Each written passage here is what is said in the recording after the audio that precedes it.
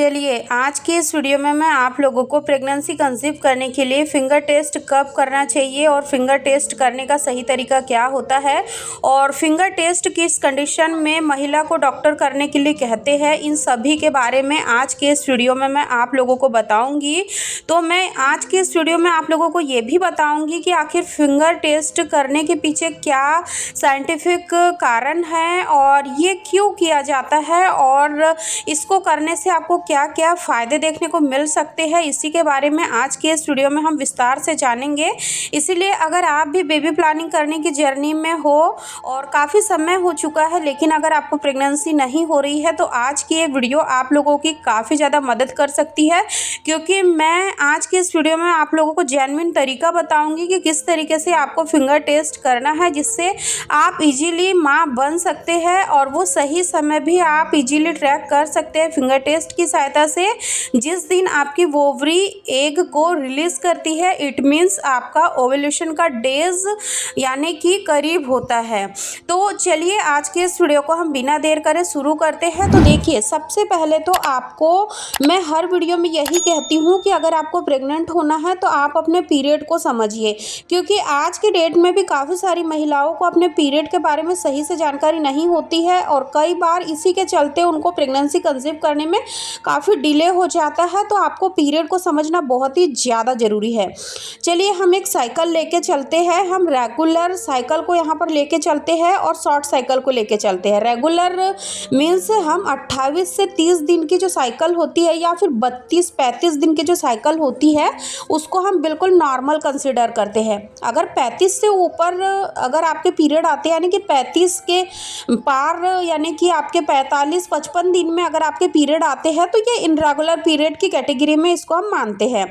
और जो short cycle होता है वो होता है आपका 21 से लेकर 26 दिन तक का, यानी कि 21 से लेकर आपके 24, 25, 26 के बीच में भी अगर आपके पीरियड आते हैं तो ये शॉर्ट साइकिल माना जाता है। लेकिन अगर आपके पीरियड जो है वो 18, 19, 15, 16 दिन के अंदर ही आ जाते हैं और हर महीने ये 2 बार आते हैं यानी रिपीटेड होते रहते हैं, 15 दिन के 15 दिन अगर आपके पीरियड आते हैं इट मीन्स ये काफ़ी ज़्यादा इनरेगुलर पीरियड है। इसको हम ना ही शॉर्ट साइकिल कह सकते हैं ना ही नॉर्मल, ये काफ़ी ज़्यादा इनरेगुलर पीरियड है।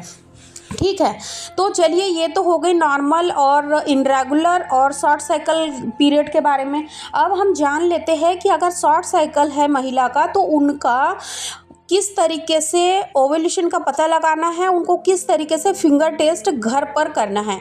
देखिए, सबसे पहले आपको क्या करना है, जैसे कि आपके पीरियड का जो फर्स्ट डे है उस दिन से आपको पीरियड की काउंटिंग करना है। तो मान के चलिए कि आप 4 या 5 दिन के अंदर हेयर वॉश कर लेते हो, अच्छे से क्लीनिंग वगैरह कर लेते हो, तो इसके बाद में क्या करना है, आपको पीरियड ख़त्म होने के 2 या 3 दिन के बाद से ही आपको फिंगर टेस्ट करना शुरू कर देना है। यानी कि जब आपके पीरियड का 7वां 8वां दिन रहता है उस दिन से आपको फिंगर टेस्ट करना है। कैसे करना है, तो आपको 2 फिंगर को यहाँ जैसे इमेज में दिखाया है इन 2 फिंगर को लेना है। सबसे पहले तो आप यहाँ पर कुछ क्लीनिंग वगैरह की, कुछ हाइजीन की हम बातें कर लेते हैं, यानी कि उनको हम समझ लेते हैं। देखिए, फिंगर टेस्ट जो पद्धति है वो काफ़ी पुरानी है, ये आज की नहीं है। जो हमारी दादी नानी थी उस समय में भी फिंगर टेस्ट होता था जो कि दाई के द्वारा किया जाता था। अगर किसी महिला को प्रसव पीड़ा शुरू हो रही है तो दाई लोग फिंगर टेस्ट की सहायता से बच्चेदानी की पोजीशन चेक करती थी, ये पता करने के लिए कि बच्चेदानी का मुंह कितने सेंटीमीटर तक खुला है।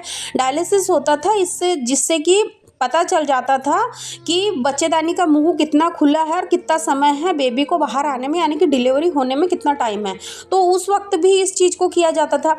तो अब यहाँ पर आपको प्रेग्नेंट होने के लिए इस यानी कि टेक्निक का इस्तेमाल करना है। तो सबसे पहले तो आपको अच्छे से क्लीनिंग वगैरह कर लेनी है, अपने हैंड को अच्छे से क्लीन कर लेना, अच्छे से आपको नेल्स वगैरह कट कर लेना है, बिल्कुल अपने हाथों को क्लीन रखना है।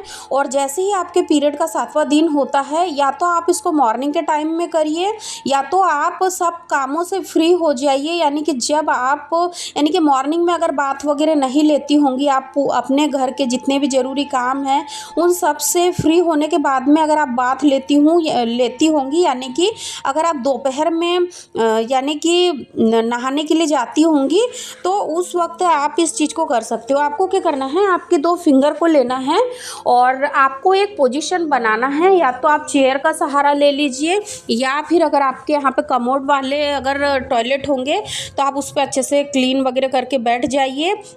उसके बाद में आपको 2 फिंगर को इंसर्ट करना है आपके प्राइवेट पार्ट में। तो यहाँ पर क्या महसूस होगा, आपको क्या पता चलेगा, देखिए इससे क्या होता है कि सबसे पहले तो आपको इस चीज़ का पता चलेगा कि आपके बच्चेदानी का मुंह खुला है या नहीं है। क्योंकि जब आपके बच्चेदानी का मुंह खुलता है तो वो काफ़ी ज़्यादा सॉफ्ट होता है। जब आप फिंगर को इंसर्ट करोगे तो वहाँ पर बहुत ही ज़्यादा सॉफ्टनेस, नमी आपको महसूस होंगी। लेकिन अगर वहीं पर अगर आपके बच्चेदानी का मुंह नहीं खुला होगा तो उस समय आपको काफ़ी हार्ड महसूस होगा। जनरली देखा जाता है कि जिन महिलाओं का शॉर्ट साइकिल होता है ना, तो उनकी बच्चेदानी का मुंह ऑलरेडी खुला ही होता है। क्योंकि 4 से 5 दिन में अगर वो हेयर वॉश करते हैं, उसके बाद में यानी कि 7वें दिन पर ही अगर फिंगर टेस्ट करेंगे तो उस दिन भी यानी कि आपके बच्चेदानी का मुंह हल्का फुल्का सा खुला रहेगा।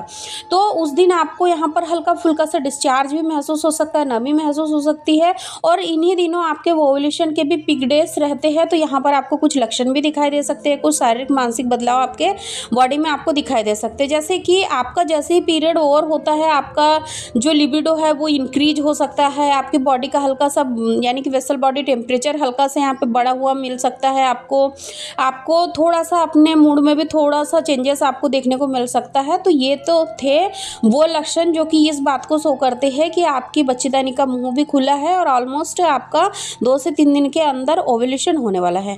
ये तो थी शॉर्ट साइकिल वाली पीरियड वाली महिलाओं के लिए। अब हम बात करते हैं कि जिनका रेगुलर साइकिल है, 28 से 30 दिन के अंदर पीरियड आते हैं, लेकिन अगर उनको फिर भी किसी कारणवश प्रेगनेंसी नहीं हो रही है तो फिंगर टेस्ट की मदद से वो कैसे पता लगाएंगे कि उनकी जो बच्चेदानी का मुंह है वो समय पर खुलता है या नहीं, और जो डिस्चार्जेस वगैरह होते हैं ओव्यूलेशन के वो होते हैं या नहीं। तो आप लोगों को भी सेम इसी मेथड को फॉलो करना है।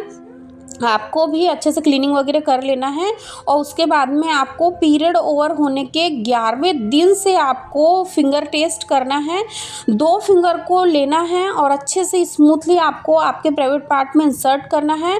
अगर आपके बच्चेदानी का मुंह यानी कि हल्का फुल्का सा खुलना शुरू हो गया होगा तो आप देखोगे कि यहाँ आपको हल्का फुल्का सा यानी कि नमी महसूस होगा, लेकिन बहुत ज़्यादा नहीं होगा। और फिर सेम इसी चीज़ को आपको दूसरे दिन करना है, सेम इसी टाइम के आसपास। तो अगर आप 12वें दिन के आसपास करोगे तो फिर आपको हल्का फुल्का सा चिपचिपा नज़र आएगा आपके निचले अंगों में। फिर अगर 13वें दिन के आसपास करते हो तो फिर थोड़ा सा ज़्यादा आपको यहाँ पर लिक्विड नज़र आएगा, चिपचिपा द्रव नज़र आएगा। और साथ ही साथ यहाँ पर आपको यानी कि काफ़ी ज़्यादा अलाइनमेंट्स भी महसूस होंगी। सेम इसी चीज़ को आपको 4th डे भी करना है, यानी कि 14th डे पर भी आपको ये रिपीट करना है। तो अगर 14th डे पर आप करोगे ना तो उस दिन तो आपको काफ़ी ज़्यादा अलाइनमेंट महसूस होगी, यानी कि आपके निचले अंगों में काफ़ी ज़्यादा आपको स्मूथली टेक्सचर नज़र आएगा। साथ ही साथ जब आप फिंगर को इंसर्ट करोगे तो ये डीपली इंसर्ट होंगी। इसका मतलब कि आपकी जो सर्विक्स है ना वो ऑलरेडी खुल चुकी है। क्योंकि जब सर्विक्स का मुंह पूरी तरीके से खुलता है ना तब ये चेंजेस महिलाओं की बॉडी में होते हैं कि उनका सेक्सुअल डिज़ायर थोड़ा सा बढ़ा हुआ होता है। क्योंकि इस वक्त एस्ट्रोजन हार्मोन्स की वजह से ल्यूटिनाइजिंग और एफएसएच हार्मोन्स का लेवल आपके बॉडी में काफ़ी ज़्यादा बढ़ा हुआ होता है। और ये जो सारे हार्मोन्स होते हैं ये आपके माइंड से पिट्यूटरी ग्लैंड से ही यानी स्टिमुलेट होते हैं, इसलिए आपको इस चीज़ को समझना है। और देखिए कई बार ऐसा होता है कि महिलाओं को यानी कि ये लक्षण नज़र नहीं आते हैं तो उनको ये लगता है कि हमारी बॉडी में ओव्यूलेशन की प्रक्रिया नहीं हो रही। लेकिन देखिए सभी की बॉडी टाइप अलग अलग होती है, सभी की बनावट अलग अलग है, यानी कि बॉडी टेक्सचर थोड़ा थोड़ा सभी का डिफरेंट अलग अलग है। इस वजह से भी कई महिलाओं को कुछ सिम्टम्स फील होंगे, किसी को कुछ सिम्टम्स फील होंगे।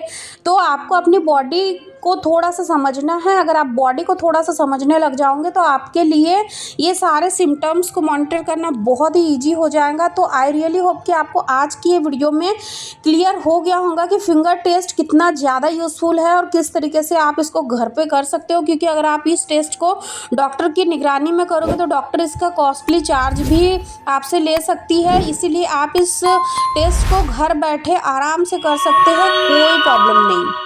अगर आप लोगों को आज की ये वीडियो थोड़ी सी भी यूज़फुल लगी होंगी तो इस वीडियो को अपनी उन फ्रेंड्स के साथ ज़रूर शेयर कर दें जो आप ही के जैसी प्रेगनेंसी प्लानिंग की जर्नी में है और उनको भी थोड़ी सी प्रॉब्लम्स फेस करनी पड़ रही है बेबी कंसीव करने में। तो उन लोगों के साथ इस वीडियो को ज़रूर शेयर करिए। और हाँ, एक चीज़ मैं आपसे कहना चाहूँगी कि अगर आपको वीडियो थोड़ी सी भी यूज़फुल लगती है और चाहते हो कि आप दोबारा इसी तरीके की वीडियो हमारे चैनल पर देखें तो आप कमेंट ज़रूर करिए और आप चैनल को भी सब्सक्राइब करिए, क्योंकि जब तक आप चैनल को सब्सक्राइब नहीं करोगे लेटेस्ट अपडेट्स आपके पास नहीं जाएंगे। इसलिए आपको चैनल को सब्सक्राइब जरूर करना है। वीडियो पसंद आए तो लाइक शेयर जरूर करें।